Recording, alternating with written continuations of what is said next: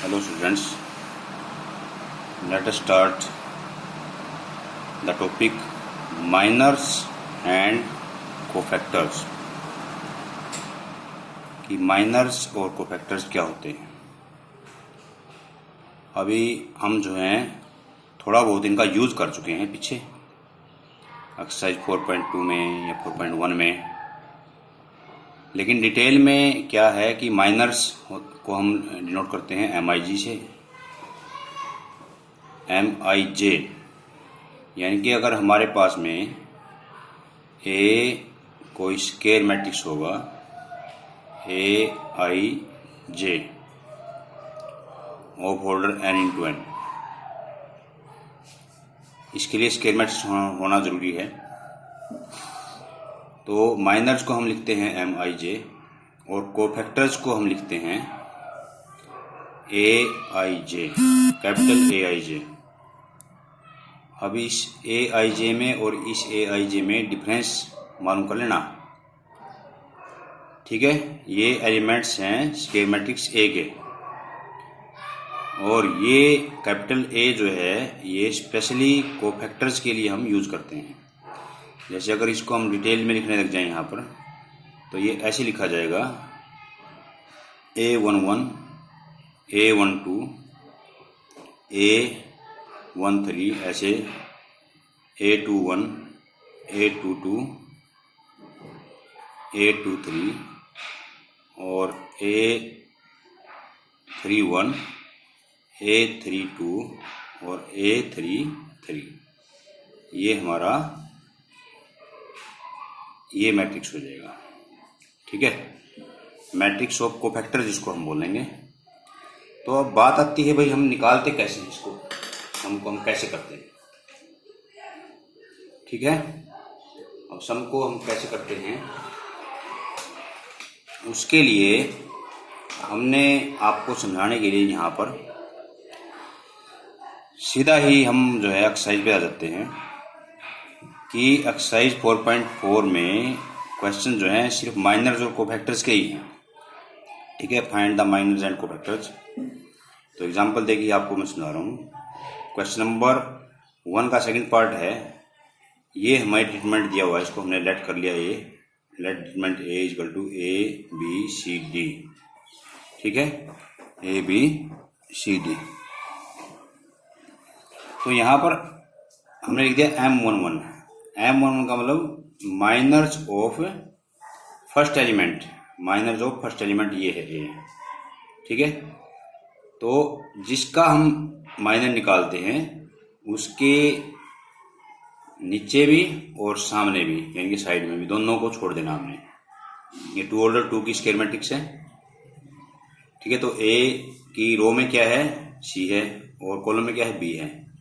तो A के साथ की रो और कॉलम दोनों को छोड़ देना है, तो यहाँ पर D एलिमेंट बच गया, तो ये इसका माइनर हो गया।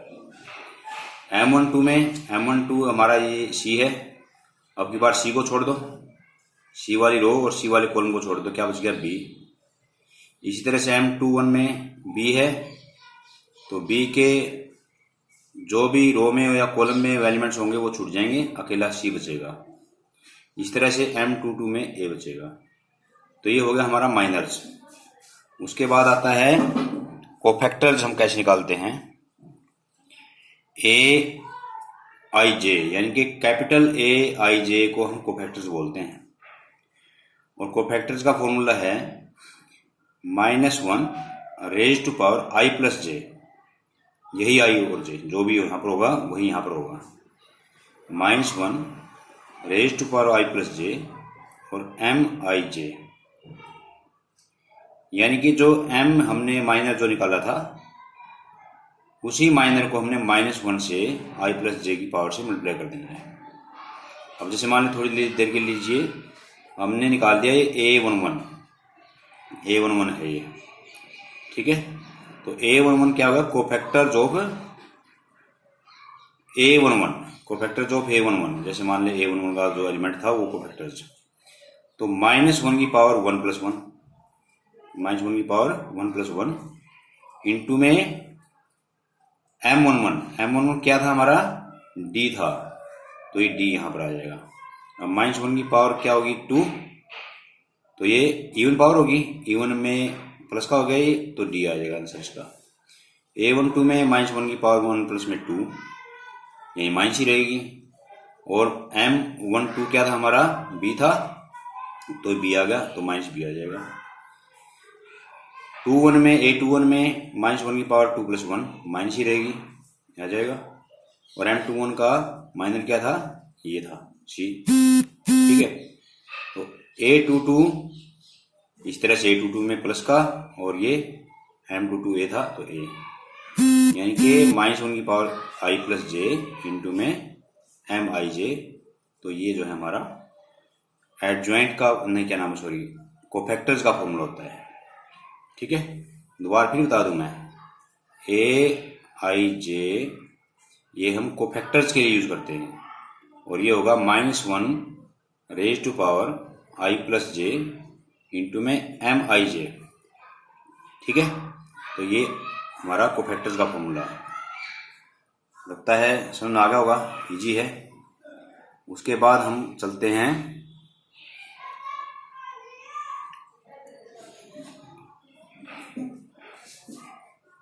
थ्री ऑर्डर थ्री का एक एग्जांपल लेते हैं। क्वेश्चन नंबर सेकंड का सेकंड पार्ट है ये। तो यहाँ पर हमारे को दे दिया डिटरमिनेंट ऑफ ए 1 0 4 3 5 -1 3 1 2, डिटरमिनेंट हो गया। इसमें भी माइनस और कोफैक्टर निकालने हैं। अब यहाँ पर देखिए, यहाँ पर हमने क्या निकाल लिया, M11। M11 कहाँ है, M11 ये है 1, ठीक है। तो इसके कॉरस्पॉन्डिंग रो एंड कॉलम को हम जो है, ये रो है हमारी और ये कॉलम है, कॉलम और रो दोनों को छोड़ देंगे। तो हमारे पास क्या एलिमेंट बच गए, 5 -1 1 2। उसके बाद में जैसे हम डिटरमिनेंट निकालते हैं वैसे हम करते हैं, 5 2 जा 10, 5 2 जा 10, और ये माइनस माइनस का प्लस हो जाएगा 1 इक्वल टू 11। तो M11 जो है वो 11 हो जाएगा। M12 देखिए, M12 में अब की बार कौन सा एलिमेंट छूटेगा, 0।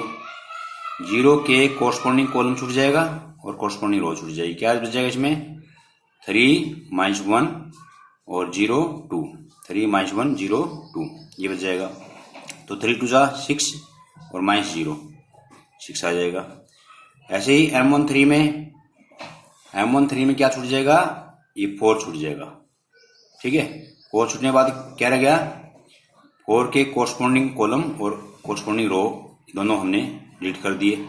3 5 0 1 3 5 0 1 3 -0 इक्वल टू 3 आ जाएगा। उसके बाद में इधर जो है M21 निकाल दिया हमने। M21 में ये इसके कोरस्पॉन्डिंग रो पूरी छूटेगी और ये कॉलम छूटेगा। तो 0 4 1 2 0 4 1 2, तो इस तरह से 0 -4 इक्वल टू -4 आ जाएगा आंसर। M22 में 1 4 और 0 2 बचेगा, 2 आएगा। M23 में 1 0 0 1 बचेगा, 1 आएगा, ठीक है। इस तरह से सिमिलरली प्रोसीजर करते हुए M31 निकाल लेंगे हम, -20 आएगा। M32 पे देख लीजिए एक बार, 1 छोड़ दिया, 1 के कोरस्पॉन्डिंग ये हो गए और ये हो गए, 1 4 3 और -1 आएगा, तो -13 आएगा। M33 हमारा ये एलिमेंट छूटेगा, लेकिन इसके कोरस्पॉन्डिंग जो रो है और कॉलम है, जो कॉलम है और रो है वो छूट जाएगा। 1 0 3 5 1 0 3 5, ये 3 5 अलग है, तो ये 5 -3 0 इक्वल टू 5 आ जाएगा। तो ये हो गए हमारे माइनर्स। अब इन्हीं के अगर कोफैक्टर्स हम निकालते हैं तो कोफैक्टर का फॉर्मूला आपको पता ही है क्या है। कोफैक्टर का फॉर्मूला है ये AIJ।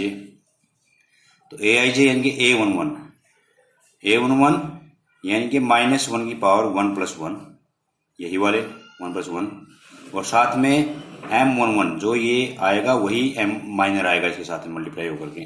तो -1 की पावर तो 2 होगी, 1 हो गया, इंटू में 11, M11 हमारा 11 आया हुआ है, यहाँ पर ये 11 आ जाएगा, तो 11 आ जाएगा। इसी तरह से A12 -1 की पावर 1 + में 2 माइनस बनेगा, M12 यहाँ पर 6 है तो -6 हो जाएगा, माइनस से मल्टीप्लाई करके। M13 -1 की पावर 1 + 3 इंटू में M13 है तो 1 इंटू में 3 इक्वल टू 3 हो जाएगी। और इसी तरह से सिमिलरली फिर प्रोसीजर हमारा चलता रहेगा ये, ठीक है। तो यहाँ पर आ जाएगा हमारा सिमिलरली A21 -1 इसकी वजह से आएगा, पावर हो जाएगी इसकी, और -4 ये माइनर था तो 4 हो जाएगा, A22 2 हो जाएगा, A23 -1 हो जाएगा, ठीक है। और A31 -20, A32 13, A33 5। तो इस तरह से हम जो माइनर जोड़ कोफैक्टर्स हम निकालते हैं, ठीक है।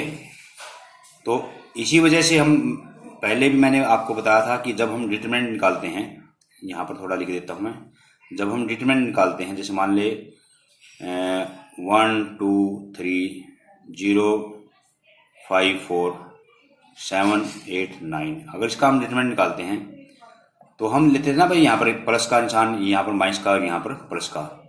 तो किसकी वजह से है वो कोफैक्टर्स की वजह से है। इन को हम कोफैक्टर्स लेते हैं 1 प्लस का, इंटू में इसको छोड़ दिया, ऐसे मल्टीप्लाई करके निकालते हैं। सेकंड में माइनस क्यों आया, क्योंकि ये आया हमारा A12 जो है वो माइनस का बनेगा, नंबर -1 की पावर 1 + 2। तो इस तरह से निशान लगाते हैं यहाँ पर। तो ऐसे प्लस माइनस प्लस होता है, और बिल्कुल ऐसे ही फिर यहाँ पर माइनस आ जाएगा, यहाँ पर प्लस आ जाएगा, यहाँ पर प्लस आएगा, यहाँ पर माइनस आएगा, यहाँ पर इसके एलिमेंट के नाम का यहाँ पर माइनस आएगा, यहाँ पर प्लस आएगा। तो हम किसी भी रो या किसी भी कॉलम को यूज करके और अपना डिटरमिनेंट हम निकाल सकते हैं, ठीक है। तो एक क्वेश्चन नंबर 5 है। क्वेश्चन नंबर 5 में ऑप्शन पूछे हैं भाई, which of the determinant is right. जैसे मान लें क्वेश्चन नंबर 5 है आपके सामने, क्वेश्चन नंबर 5 है,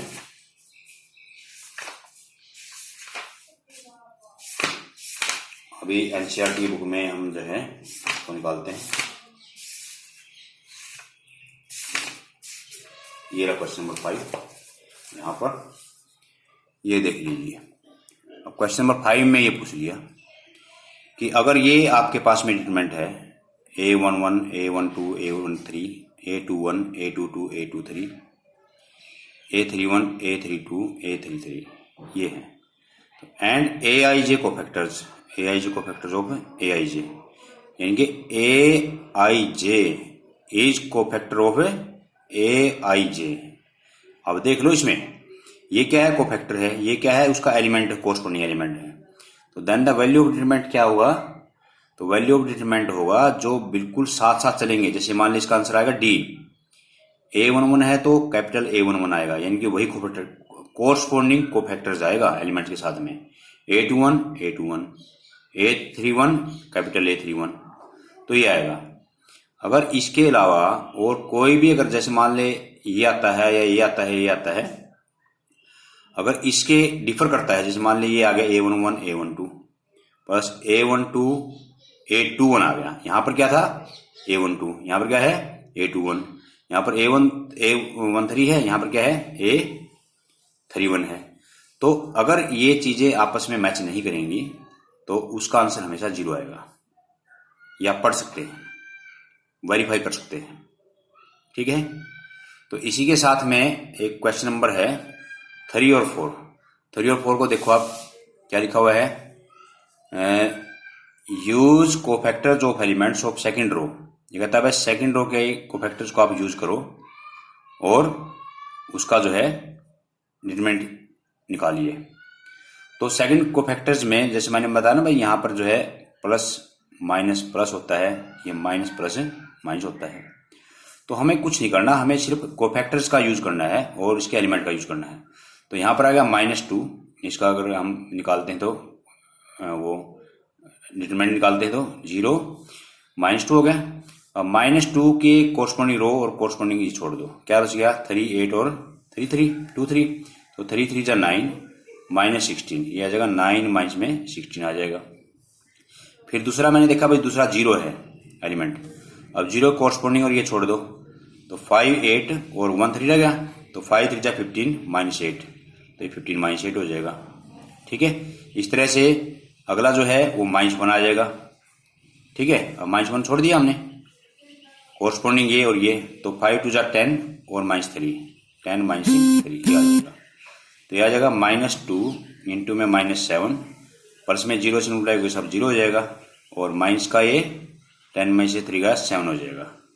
तो 7 2 14, 14 में से ये माइनस का 7 चला जाके आएगा, नहीं 14 भी जो है वो नहीं, प्लस के 14 हो गए, ये माइनस का 7 हो गया, तो ये 7 आंसर आ जाएगा। तो इसका डिटरमिनेंट 7 आएगा। अब आप किसी भी तरह से इसको वेरीफाई कीजिए, 7 ही आएगा। चाहे थर्ड कॉलम यूज करें, चाहे फर्स्ट रो यूज करें, चाहे सेकंड रो यूज करें, कोरस्पॉन्डिंग किसी भी एलिमेंट के होंगे तो उसी के कोफैक्टर्स हम लेंगे। ठीक है, ठीक है ना।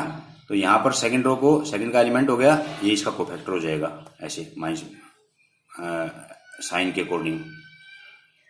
तो आई होप आपको अच्छी तरह से समझ में आया होगा। फिर भी कोई अगर क्वेरी रह जाती है तो you may ask. Thank you and have a nice day.